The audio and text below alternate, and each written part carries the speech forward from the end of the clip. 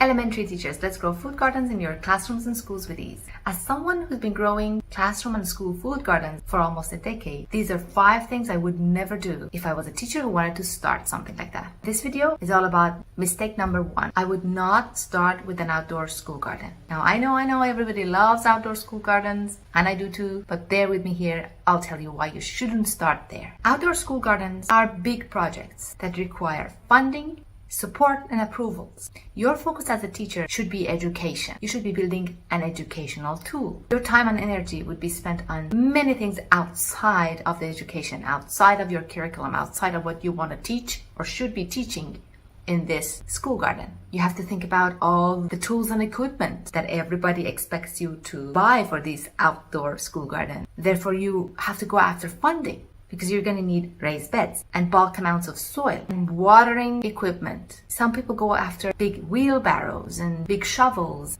Gloves for the students, oh my god, the gloves are so unnecessary and they're so expensive, and many different things like that, just because the idea is to build an outdoor school garden. On top of the funding, you're going to need to go out, or at least you think you do, and find volunteers from parents or neighbors so that they can come and actually help you grow and maintain this huge outdoor school garden. If you can't gather those people, the project stops. And if you can gather those people, you're going to have a lot of headache managing them. There's going to be a million people with a million different ideas and many different intentions, not all of them pure and positive. And the third thing you're going to need for an outdoor school garden is permissions and approvals. The city or the school board needs to give you the land. You need to think about accessibility of that land. You need to think about all the bylaws and rules and regulations. So when you think about the funding that you need, volunteer help you need, all the approvals that you need for this project, it gets too busy, too noisy, too quickly, and too overwhelming. And the main purpose of this school garden, which was supposed to be education, completely gets lost. So I would never start with an outdoor school garden.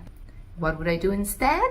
I would start with an indoor classroom garden in my own classroom. It's my own classroom. It's all under my own control. The approvals I need is at most my principals. I'm not going to need any volunteers, and the funding that I need, instead of thousands of dollars, would be a few $100s, which would be a lot easier to find. I'll tell you